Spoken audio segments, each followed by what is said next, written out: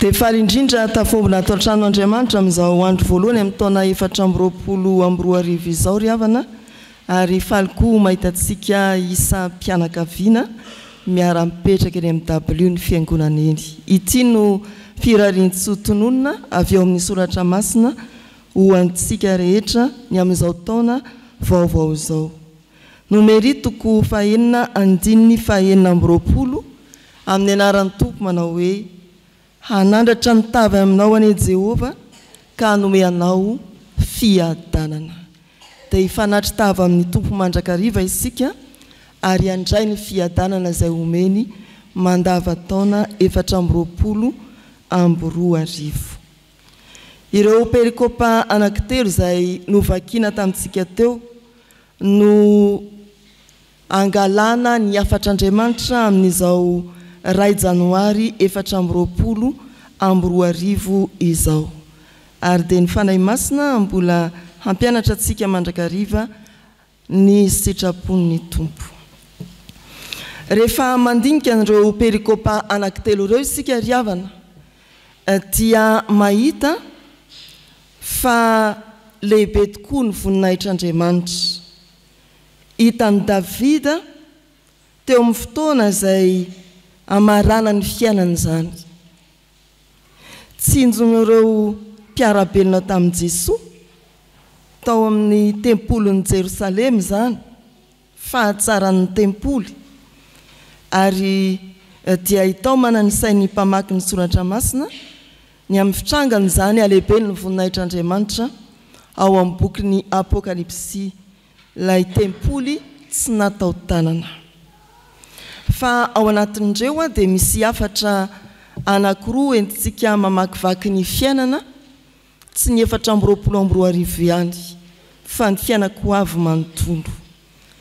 Fotom-pisaina anankiroa manao hoe: jereo ny lavitra, jereo ny ambony. Manana fijery lavitra, manana fijery ambony. Mijery lavitra sy mijery ambony. Ao amin'ny tantara voalohany toko 720, ny andininy 10 hatramin'ny 17, rehefa mijery lavitra sy mijery ambony dia tena mahita ny alehibeny ny voninahitr'Andriamanitra i Davida. Ao amin'ny Luka toko 220, andininy 520 hatramin'ny 720, rehefa mijery lavitra, mijery ambony dia afaka manantena fanavotana sy famojena. Ao amin'ny Apokalipsy toko 220, rehefa mijery lavitra sy mijery ambony dia mitandro ny voninahitr'Andriamanitra ka miaina amin'ny fahamasinana. Mijery lavitra, mijery ambony dia ho hitanao ny falebiazan'ny voninahitr'Andriamanitra. Raha ny tantara manodidina n'izao perikopa izao, tantara voalohany toko 720 andininy 10 hatramin'ny 17 no vakiana manontolo, dia i Davida efa hiditra amin'ny fahafatesana no manao ity hira fisaorana sy fideranan'Andriamanitra ity. Fa amin'izany fiainany izany, tandomin'ny fahafatesany izany i Davida, eo mpamaranana ny fanjakany, dia mbola miteny ny amin'ny mandrakizay, mahita ny mandrakizay eo amin'Andriamanitra, mbola afaka mametraka ny toy ny vinany amin'ny fanamboarana ny tempoly, mbola mieritreritra n'izany izy.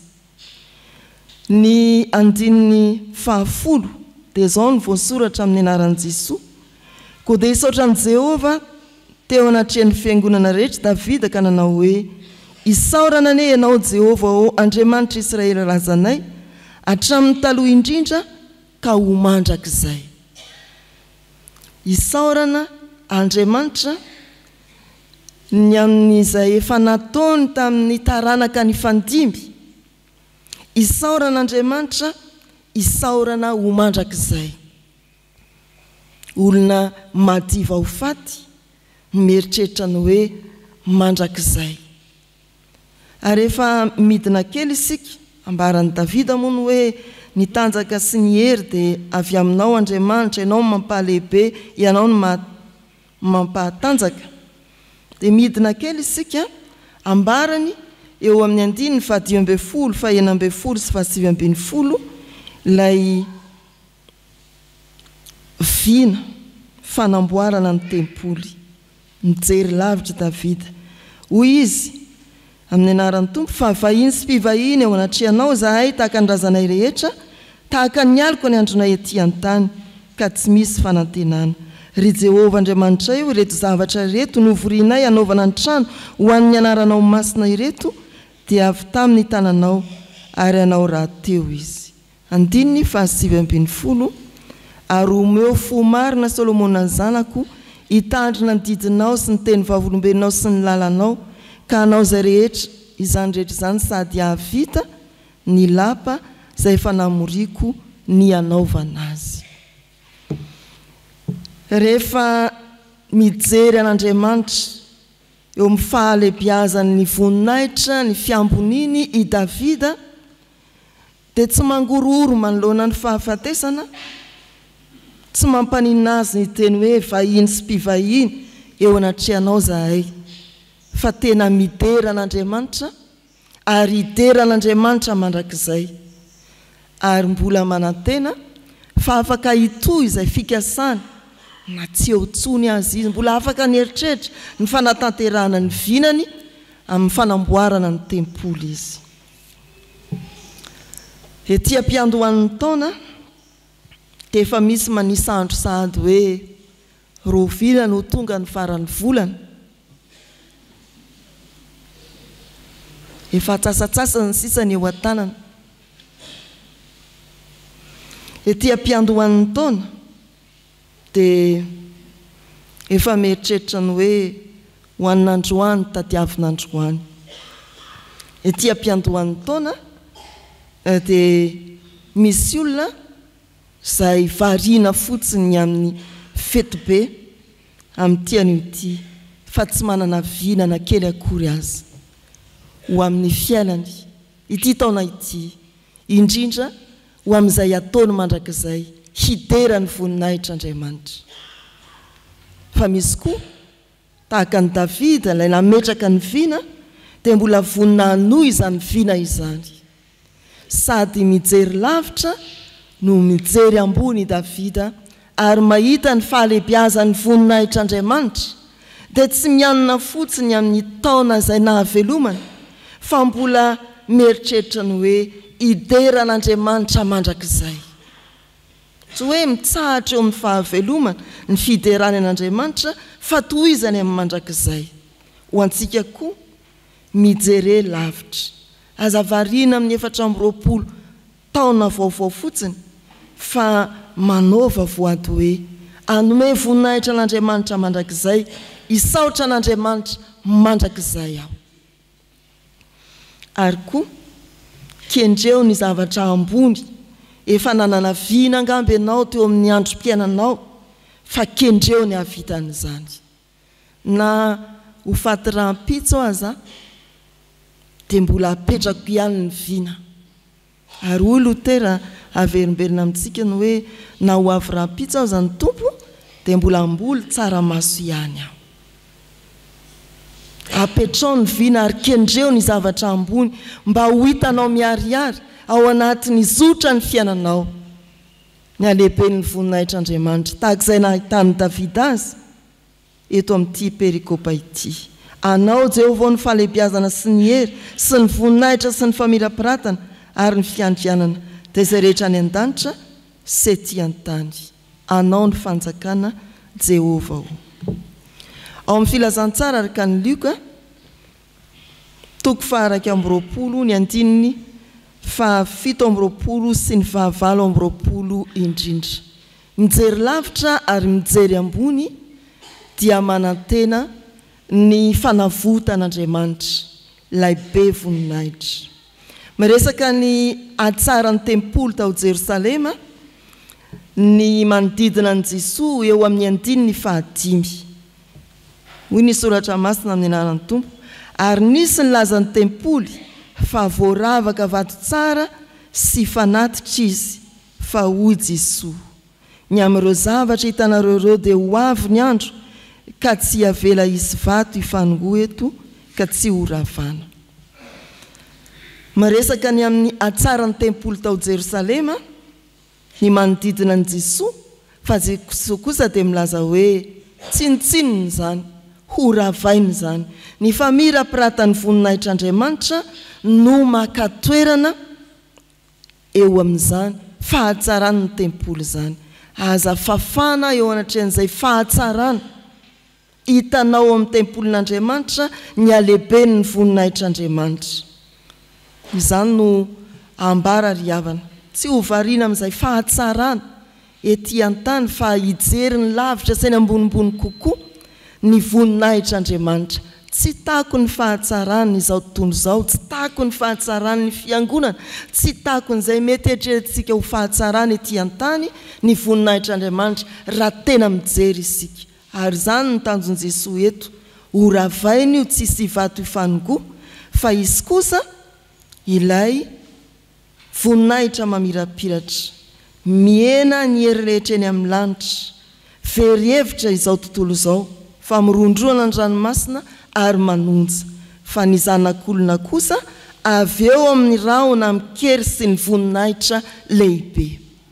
Takona ny fahatsarana rehetra, ambany ary tsisy dika ny hery rehetra izay heveriny izao tontolo izao ianteherana, fa hijery ny zanak'olona eny amin'ny rahona mikery sy voninahitra isika, hiandrandra fanavotana. Ry havana malala rehetra ao amin'ny tompo, foy ny fisainantsika, tsara ny eto dia mionona isika, tsy te hiala eto, miamitombo ny taona manakaiky ny fahafatesana ny dikan'izany, dia mbola mieritreritra foana isika hoe tsara ny tany, tsy ratsy tokoa satria izany ny tenin'Andriamanitra raha nahary izao tontolo izao izy, hitan'Andriamanitra fa tsara izay rehetra nataony. Tsara ny manodidina antsika, tsara ny fiainam-pianakaviana, tsara saingy izao misy ny tsara lavitra. Tsy ionona amin'izay fahatsarana hitantsika isika, nandokandokana izay hery azontsika ianteherana, hery ara-toekarena, ny firijarizanao sy ny mahatomady anao salama tsara. Tsy entehitra amin'izany fahasalamana izany isika, tsy entehitra amin'ny fahaizana mampahalalana anananao isika. Tsia, mety miena izany, mety miena ny vola, mety miena ny herinao, mety ho tonga ny tsy fahasalamana, mety ilaozan'ny toetrandro koa ny fahaizanao. Fa izao, rehefa mijery ny lanitra isika, dia io ny zanak'olona miseho amin'ny hery sy ny voninahitra. Izy ny anteherana, izy ny maneho ny fahatsarana rehetra. Raha mieritreritra ianao vao vonjy herinao ara-toekarena na matanjaka sy tomady manam-pahaizana, dia tadiavoka jereo, andrandrao ny ambony kokoa noho izany, dia Jesosy Kristy lay mitondra fanavotana ho antsika. Manomboka ny taona isika ry havana, mahatsinjo angambe ianao fa ho tsara ny taona. Mety mieritreritra koa ianao no hoe ho ratsiratsy izy zany, mety mbola tsy tsinjonao tsara ary tsy azonao eritreretina ny rahampitso, fa eto amin'ity soratra masina ity dia mitaona anao hijery ny fanavotana ao amin'i Jesosy ny soratra masina. Mitaona anao hijery ny zanak'olona eo amin'ny rahony lanitra, miseho amin'ny hery sy ny voninahitra ny soratra masina, ka hiandrandra fanavotana ho antsika. Ao amin'ny Apokalipsy 1:20 dia ny andininy 7:20 indrindra. Ilazana hoe rehefa mijery lavitra arak'izay tao amin'ny soratra masina ato amin'ny Apokalipsy, ny fiainantsika isika dia ampahitany an'izany atao hoe tempoly tsy natao tanana. Tsy mila masoandro na volana amirapiratra aminy, fa ny voninahitr'Andriamanitra no manazava azy ary ny zanak'ondry no fanazavana azy. Ao amin'izany tempoly tsy natao tanana izany, raha miariary ny voninahitr'Andriamanitra dia ampatsahivy ny soratra masina eto amin'ny Apokalipsy 2:20 fa ny voninahitr'Andriamanitra sy ny tsy fahamasinana dia tsy miaraka. Samy manana ny lalan'ireo, tsy afaka hiaraka na oviana ny voninahitr'Andriamanitra sy ny tsy fahamasinana. Koa izany dia mitona antsika hiomana, hijery lavitra sy hijery ambony aza rehefa amin'ny tany ny voninahitr'Andriamanitra izay natafiny ianao, fa tsy ho tafiditra any amin'ilay tempolo tsy natao tanana ianao. Tsy miaraka ny voninahitr'Andriamanitra sy ny tsy fahamasinana. Rehefa tao amina hijery ilay tempolo tsy natao tanana isika amin'ny fotoana hidirana dia ampisaintsainana dia n'izao fa tsy miditra ao ny tsy masina. Ary zany no mahatonga antsika tena hifampahery, mibebary havana. Ety ampiandohan'ny taona, amboary ny fifandraisanao amin'Andriamanitra, mibeba mba esorony izay rehetra mety hota, tsy namboleny teo amin'ny fiainanao. Esorony izay rehetra mety tsy fahamasinana, fahavetavetana, laingy, mbola lanjaka teo amin'ny fiainanao. Fa tsy hiditra ao amin'ilay tempoly, tsy natao tanana, feno famirapiratany voninahitr'Andriamanitra, isika raha tsy mibebaka. Variana amin'ny fiainana araka an'izao tontolo izao, ny zanak'olombelona, ny famirapiratana, mahasotoka, dia takona aminy ny voninahitr'Andriamanitra. Isika misaotra ny tompo fa noho ny teniny dia ampahitany an'izany atao hoe tanàna tsy mila masoandro na volana mirapiratra aminy, fa feno famirapiratany voninahitr'Andriamanitra. Manantena izany isika ry havana, ary tsy fampanantenana pokaty ny fampanantenan'Andriamanitra, fa fampanantenana tanteraka amin'ny fotoany. Mandihy ny 4:20 isika, fa hieritreritra sady ny lavitra ny amin'ilay tanàna feno famirapiratany voninahitr'Andriamanitra. Ijery ny farany ambony indrindra miandry antsika dia ilay Jerosalema vaovao, tanàna feno famirapiratana voninahitr'Andriamanitra. Mijery lavitra, mijery ambony, tandrovy ny voninahitr'Andriamanitra, fa tsy miaraka ao amin'ny tempoly izay feno famirapiratany voninahitr'Andriamanitra ny tsy fahamasinana. Ry havana malala miandony taona, jereo ny fiainanao. Jereo ny fiainanao tahaka an'izay nijeren'i Davida ny fiainany, manana voady fa hanana anjara fiderana sy fisaorana mandrakizay an'Andriamanitra ianao fa tsy ny amin'ity 4:20 ity ihany. Manana fijery ambony kokoa apetrao ny vinanao, ka ataovy vina azo ny hafa toizana, fa tsy ho tavela amin'izay mety fahavelomanao ihany. Mijery lavitra ary mijery ambony, aza miantehitra amin'izay hery eo ampelatananao na ny tanjaka nananao, fahaizana mba-pahalalana sy ny sisa mety lefy reny. Jereo ny zanak'olona amin'ny heriny sy ny voninahitra eny amin'ny raony lanitra, andrandrao ny famonjeny. Mijery lavitra ary mijery ambony, fa hiditra ao amin'ilay tanàna feno famirapiratany voninahitr'Andriamanitra, isika teny izao tandrovo ny voninahitr'Andriamanitra, ndrao mbola tafatoetra amin'ny tsy fahamasinana sy ny zavatra tsy araka ny sitrapon'ny tompo isika, ka voahidy varavarana tsy ho tafiditra ao amin'ilay tanàna ny voninahitra. Ho an'Andriamanitra ny voninahitra. Amen.